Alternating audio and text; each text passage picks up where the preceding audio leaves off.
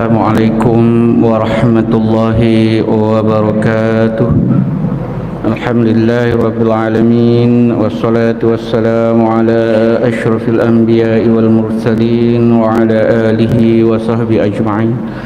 Rabbi israh li sadri yassir li amri wahlul 'uqdatam min lisani yafqahu qawli amma ba'd. Alhamdulillah, kita sambung lagi kuliah bulanan kita, kuliah maghrib secara bulanan, yang mana kuliah yang terakhir adalah pada 1 hari bulan 1 yang lalu. Pada 5 hari bulan 2 saya tidak dapat hadir kerana ada urusan-urusan tertentu yang perlu saya selesaikan. Jadi kita jumpa pula dalam bulan Mac, pada 4 hari bulan hari inilah. Baik, pada kuliah yang terakhir berkenaan, kita telah merujuk kepada Suratun Nisa, Surah An-Nisa ayat 11 berhubung dengan pembahagian harta pusaka dalam kalangan anak-anak kepada si mati, sama ada lelaki maupun perempuan. Kemudian dalam ayat yang sama kita telah pun meneliti tentang pembahagian harta pusaka dalam kalangan ibu dan bapa kepada si mati. Pada kali ini kita sambung balik berkaitan dengan Suratun Nisa ayat yang berikutnya, iaitu ayat yang ke-12 berhubung dengan pembahagian harta pusaka pasangan suami isteri. Tuan-tuan dan puan-puan yang dirahmati Allah Subhanahu wa taala, berkaitan dengan Suratun Nisa ini ada 3 ayat di dalam Suratun Nisa, Surah An-Nisa, surah yang keempat. Ada 3 ayat yang ulama menggelar atau memanggil ketiga-tiga ayat ini sebagai ayatul mawaris, iaitu ayat-ayat berkaitan dengan pembahagian atau pewarisan harta pusaka, iaitu ayat yang ke-11, 12 dan 176. Jadi kita baru selesai ayat 11. Sekarang ni kita lihat pula ayat yang ke-12 berkaitan dengan pembahagian harta pusaka yang menyentuh hal-hal suami dan isteri serta hal adik-beradik yang sama mak tapi lain ayah dengan si mati. Dalam hal pusaka berkaitan dengan mereka itu ada dalam Suratun Nisa ayat yang ke-12, supaya kita nampak tentang sumber hukum pusaka Islam ini. Sebab bukan dia ditentukan oleh akal dan bukan dia ditentukan oleh lelaki, tapi ditentukan oleh ayat Al-Quran. Kan, sebab kita bimbang takut di luar sana patut pun dia lelaki, patut letak dia banyak. Bukan begitu. Tapi ayat Al-Quran yang letak. Jadi kita akur dengan hukum syarak, hikmah-hikmah tertentu mungkin tidak terjangkau oleh akal kita untuk berfikir. Okey, baik. Firman Allah Subhanahu wa taala di dalam Suratun Nisa ayat yang ke-12, A'udzubillahi minasyaitonir rajim. Walakum nisfu ma taraka azwajukum walakum nisfu ma taraka azwajukum illam yakul lahunna walad fa in kana lahunna waladun falakumur rubu'u mimma tarakna min ba'di wasiyatin yusina biha audain.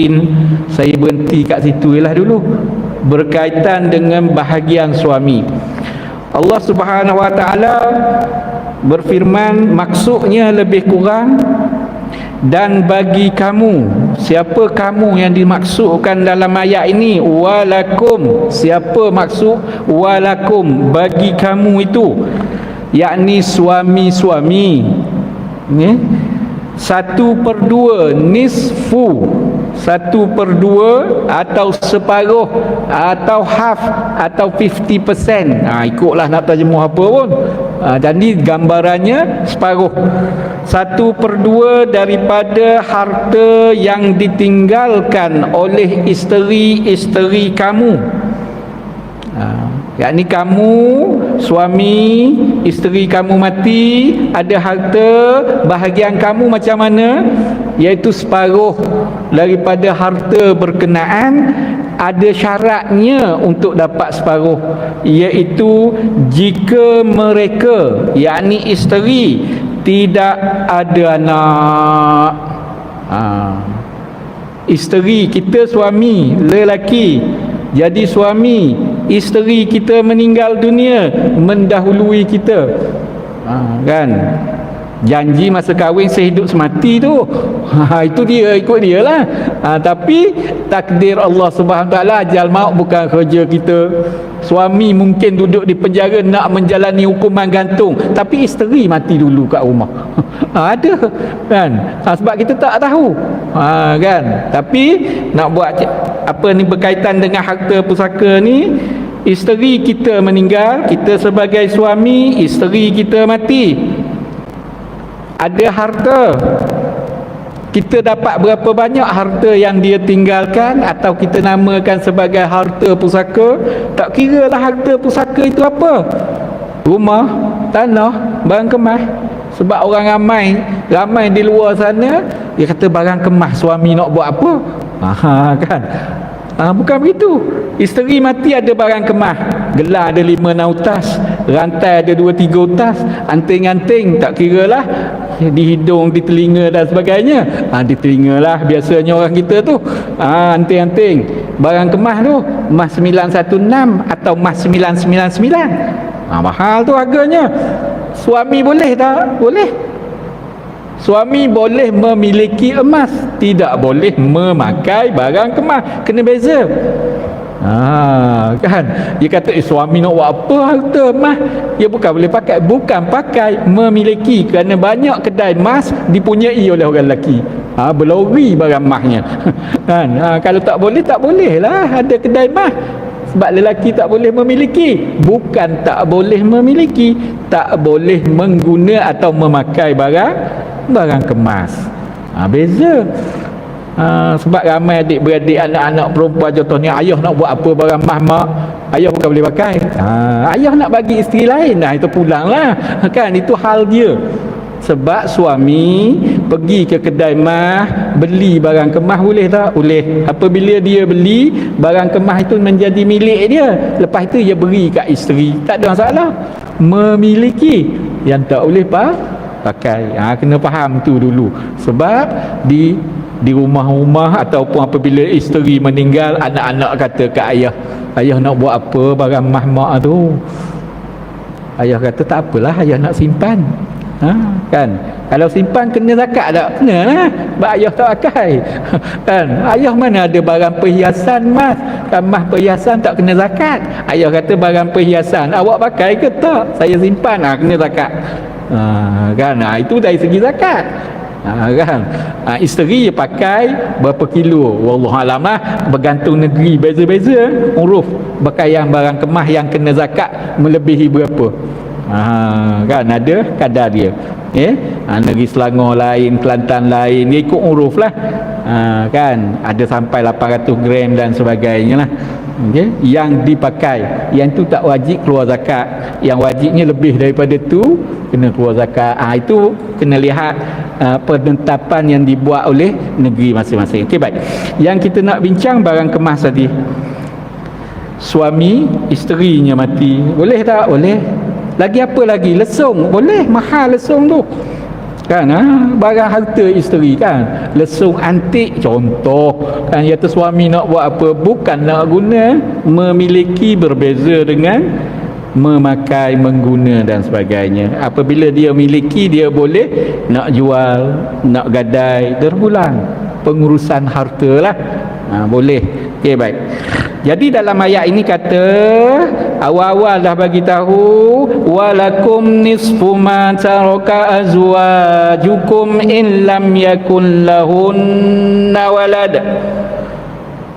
Kan, bagi kamu suami-suami, kalau isteri kamu mati tak ada anak, maka kamu dapat nisfu, separuh daripada harta yang isteri kamu tinggalkan. Syarat nak dapat separuh tu pada suami-suami, isteri dia mati tak ada anak, tu syarat. Dalam ayat Quran tu kata jika isteri kamu tak ada anak. Jika itu maksudnya syarat lah. Jika. Okey, baik. Tidak ada jika suami itu baik. Tak ada. Kan? Jika suami itu kahwin 20 tahun, tak ada. Supaya kita faham, walaupun baru kahwin 10 minit, belum angkat lagi kain nek nak buka tengok isteri meninggal, contoh, tapi akad nikah dah selesai. Apabila selesai akad nikah, pasangan tu bergelarlah suami isteri. Ayat Al-Quran hanya menyebut suami isteri. Ia tak menyebut berapa lama kahwin, berlaku hubungan kelamin atau tidak, ada sijil nikah atau tidak. Yang naknya namanya suami isteri. Nak nama suami isteri perlu akad nikah yang sah menurut hukum syarak. Boleh faham lah tu. Kan tuan-tuan dan puan-puan, supaya kita tak kata Allah baru kahwin sehari dah dapat dah harta pusaka, alhamdulillah rezeki dia. Kan dia baca doa banyak ayat-ayat tu, kan mana kita tahu 1000 dinar ke apa kan. Rezeki dia dapat duit, kan itu nasib dia lah. Kita tak boleh nak larang, kerana Allah Ta'ala yang bagi tahu dia baik ke tidak, tinggal sebumbung atau tidak. Selama itu namanya suami isteri, meninggal isteri, suami layak pusaka. Begitulah sebaliknya kalau suami meninggal. Jangan kita nampak sebelah pihak aja. Untunglah lelaki isteri mati dapat harta, sama juga untunglah perempuan kalau suami mati, sama je. Kita tengok sebelah pihak aja. Yang jadi masalah kena tengok kedua-dua keadaan, baru kita nampak keadilan. Walaupun kita tak tahu siapa yang meninggal dahulu antara pasangan suami isteri, kita tak tahu ya. Jadi kita sama-samalah melakukan kebaikan lah, supaya keberkatan harta yang dimiliki itu menjalar, kan. Okey, baik. Kita tak tahu kan. Okay. Jadi dapat separuh bila isteri mati, keadaan macam mana, tak ada anak isteri tu, walaupun suami ada anak. Yang naknya isteri tak ada anak. Ada orang tu duda anak 3, kahwin dengan anak dara, tak ada anak. Isteri dia mati, tak ada anak lah, walaupun suami ada anak. Dilihat kepada anak isteri, bukannya dilihat kepada anak suami atau lelaki itu. Isteri ada anak tak? Tak ada anak, separuh. Kemudian Allah Subhanahu Wa Taala sambung lagi ayat itu, fa in kana lahunna waladun falakumur rubu' mimma tarakna min ba'di wasiyatin yusina biha aw dain. Fa in kana lahunna, dan jika sekiranya sebaliknya, kalau sekiranya isteri kamu mati tu ada anak, waladun, tak kira lelaki maupun perempuan, zuriat, falakumur rubu', maka bagi kamu, siapa? Suami-suami, ar-rubu', 1/4, kuarter, 25%. Contohnya lah 1/4 daripada harta yang ditinggalkan oleh isteri kamu. Jadi suami tidak, kalau isteri dia mati dia dapat pusaka.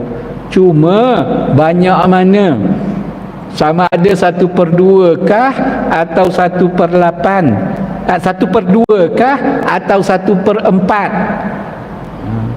1/2 bila isteri tak ada anak, 1/4 bila isteri ada anak, walaupun seorang. Tak kira ramai atau sedikit anak tu.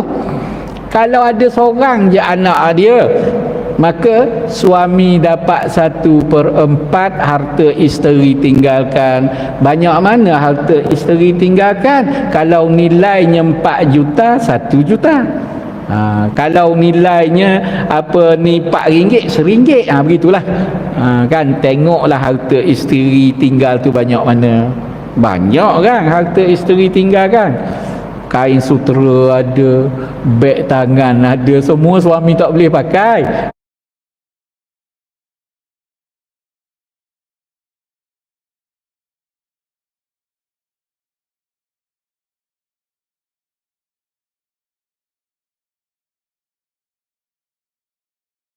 Suami tak boleh pakai, tapi bagi kat suami tolak kedai pajak gadai ataupun tolak kat kedai jual beli dan sebagainya, kaya.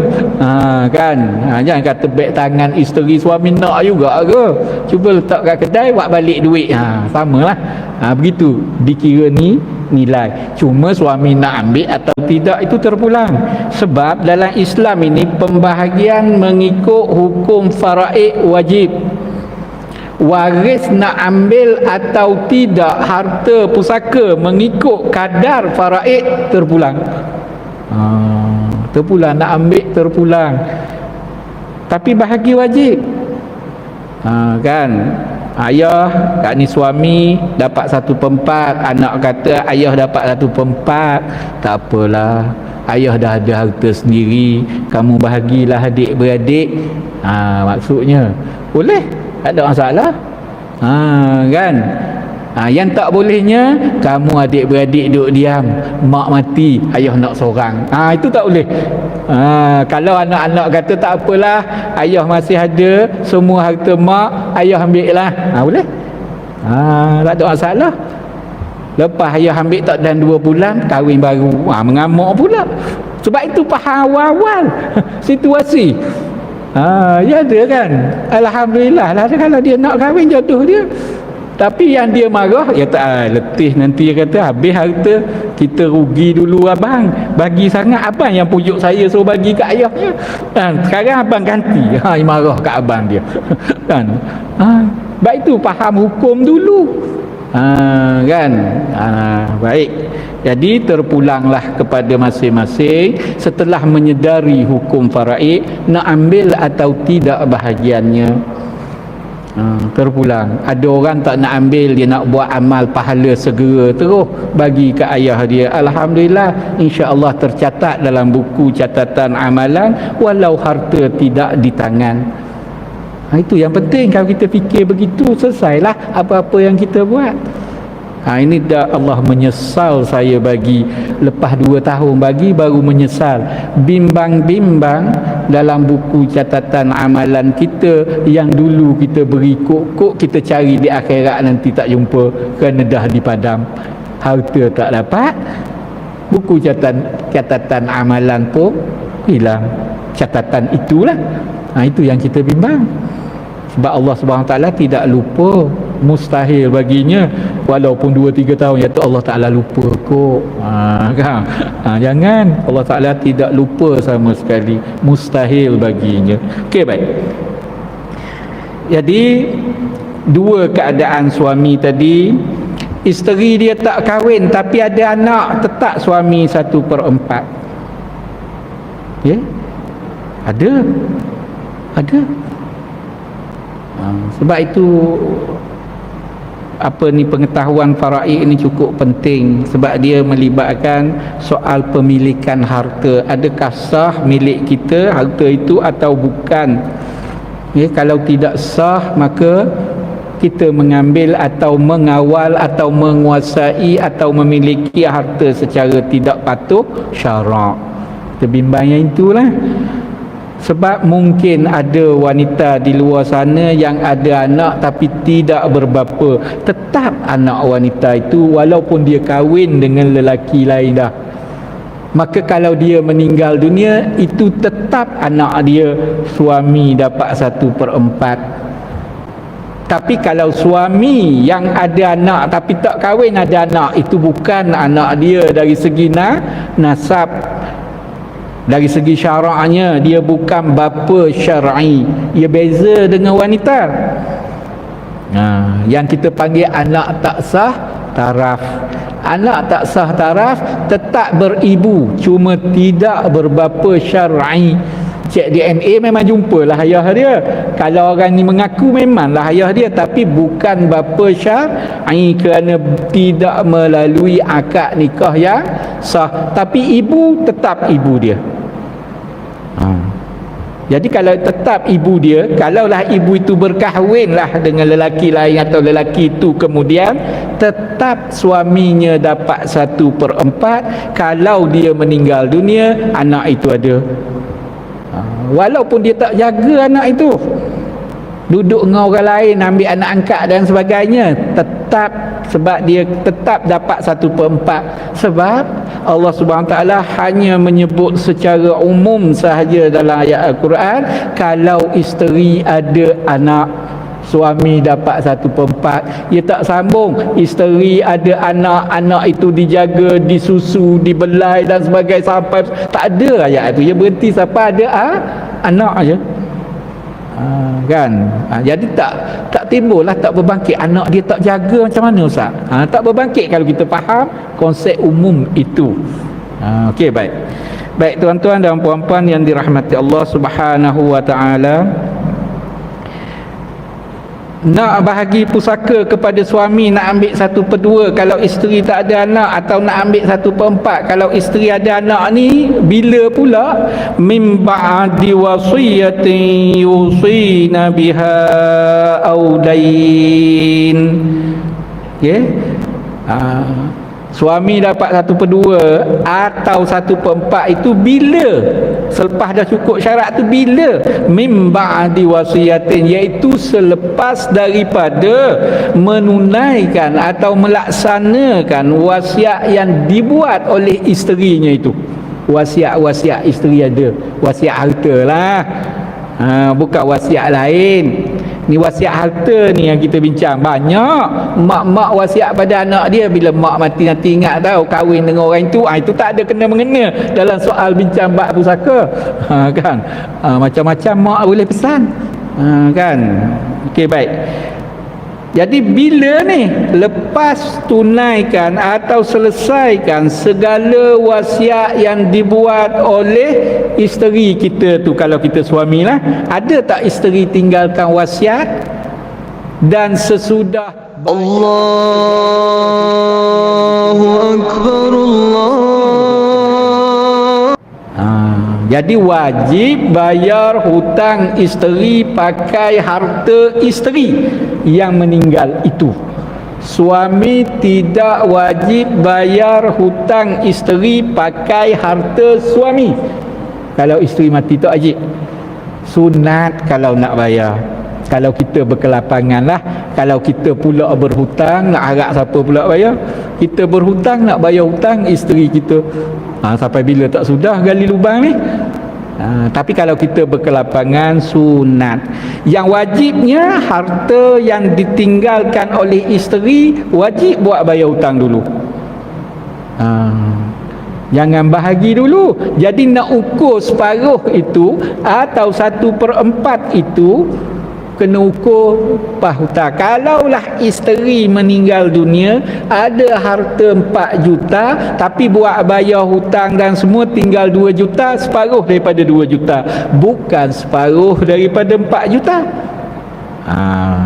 Okay. Kalau nak banyak, pada 4 juta lah, sila.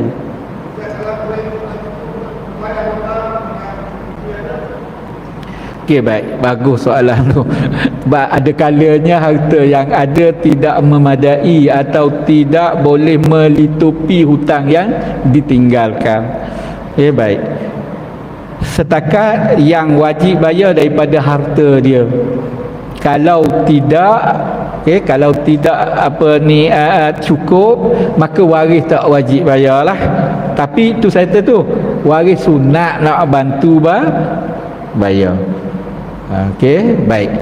Jika ada tuntutan, ia berbeza. Kalau hutang yang ada jaminan dan sebagainya, itu cerita lain ni. Ni hutang biasa, yang buat surat perjanjian bank dan sebagainya kan, dari segi undang-undang dan sebagainya.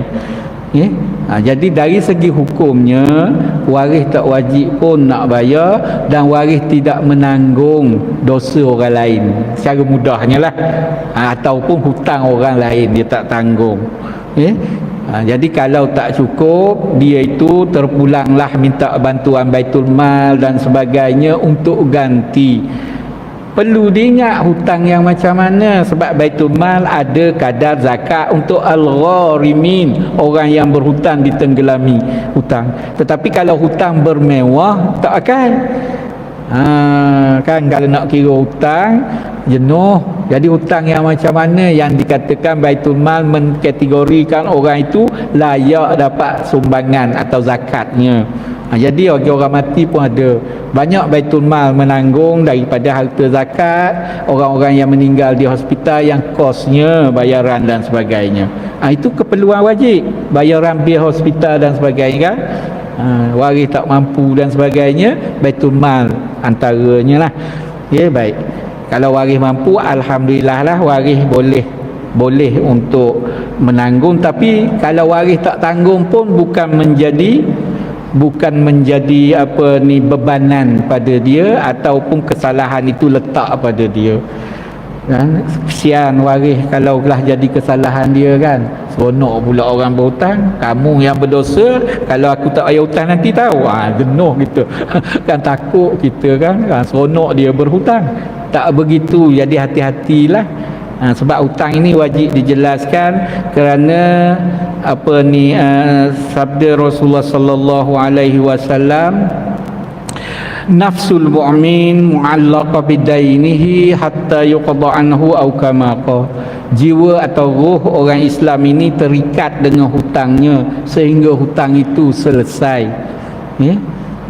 Kalau bertembung pula hutang manusia dengan hutang Allah Subhanahu wa taala, hutang manusia dengan hutang Allah Subhanahu wa taala, nak bayar yang mana dulu, sedangkan harta cukup atau memadai untuk melunasi salah satu hutang sahaja.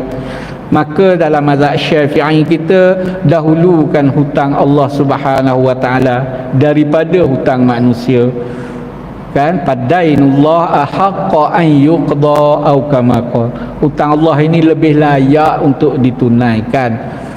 Jadi kalau bertembung, apa dia hutang Allah Subhanahu Wa Taala ni? Haji fardu. Tapi kalau dia hidup pun tak mampu, maka mati takkan jadi mampu. Peliklah. Okey. Kan. Kemudian antara hutang Allah Subhanahu Wa Taala fidyah, kafarah,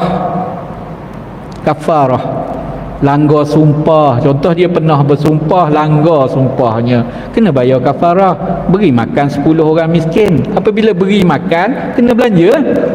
Itu maksud hutang Allah SWT. Kerana kalau dia hidup, dia boleh puasa 3 hari ataupun bebaskan hamba. Hamba tak pakai dah sekarang, tak jumpa jari. Kan, itu antara denda kafarah contohnya lah. Kan. Jadi itu hutang Allah Subhanahu Taala. Hutang manusia ni tak kira lah. Hutang dengan bank, hutang dengan orang, jiran dan sebagainya, itu hutang dengan manusia. Pihak perbankan, LPPSA dan sebagainya, contoh lah. Semuanya dipanggil hutang dengan manusia. Jadi wajib juga bayar.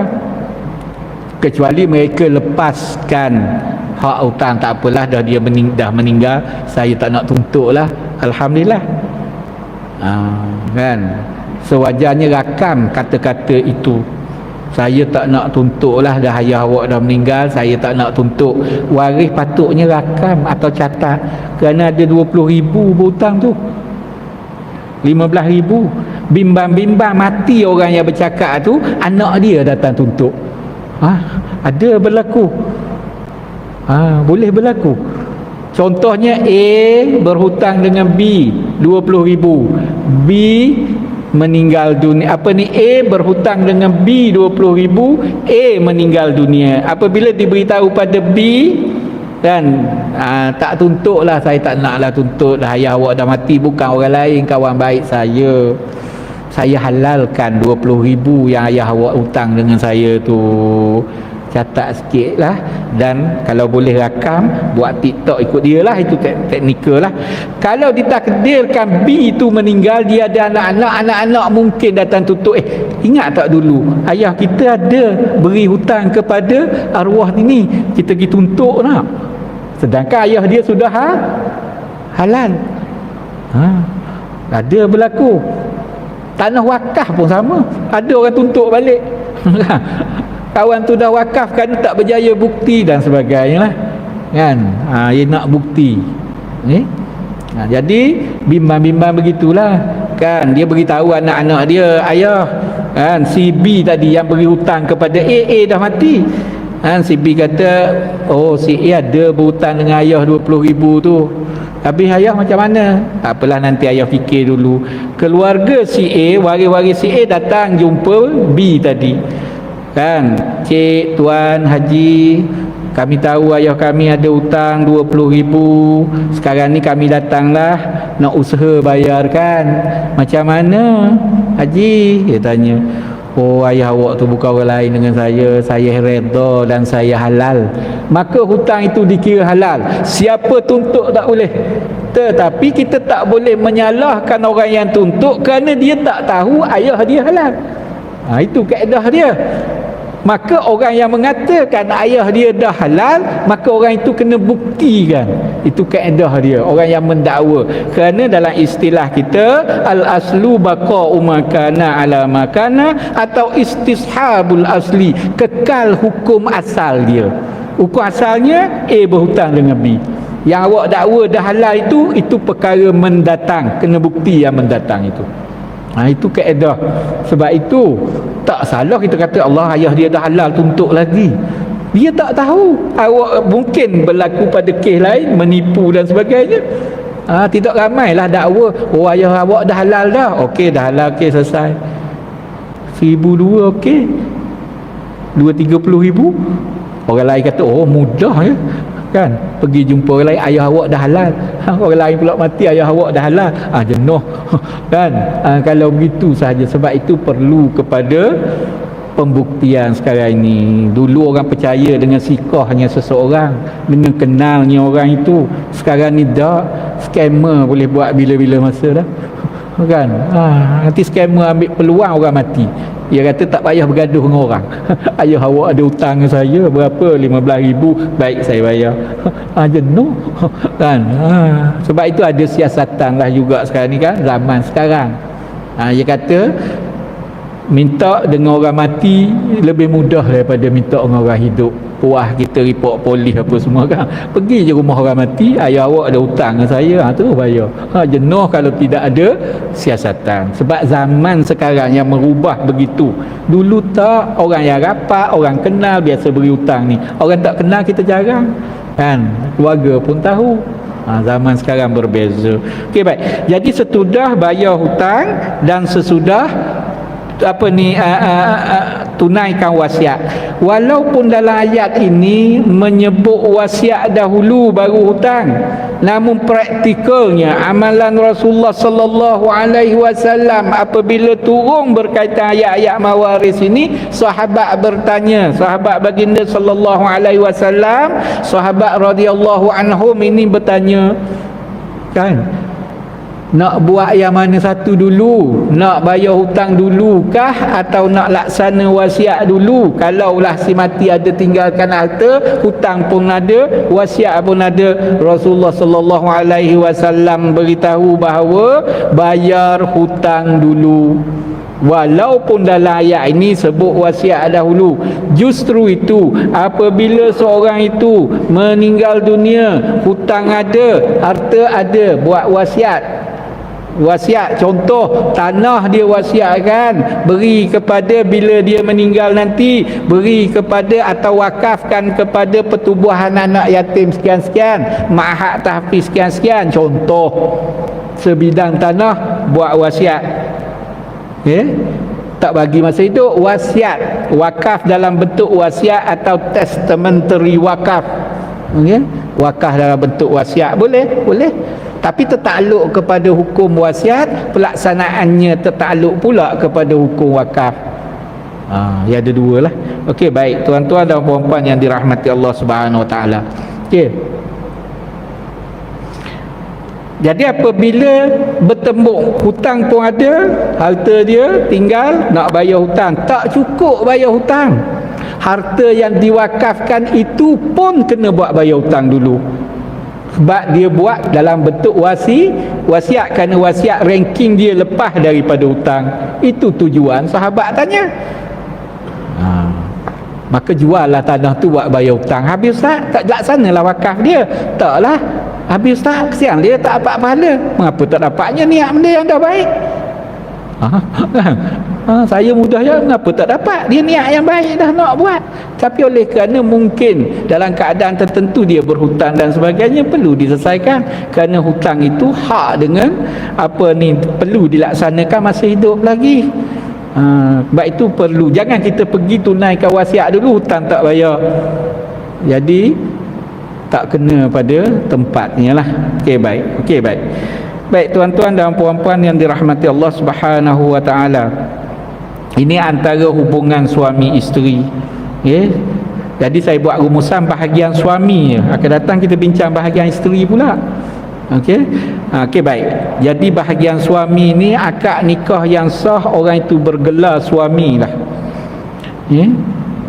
Dari segi hukum syarak, sekiranya berlaku perceraian setara talak raj'i. Talak raj'i ni talak berapa? Talak 1, talak 2. Tu talak raj'i, boleh dirujuk di antara pasangan suami isteri itu.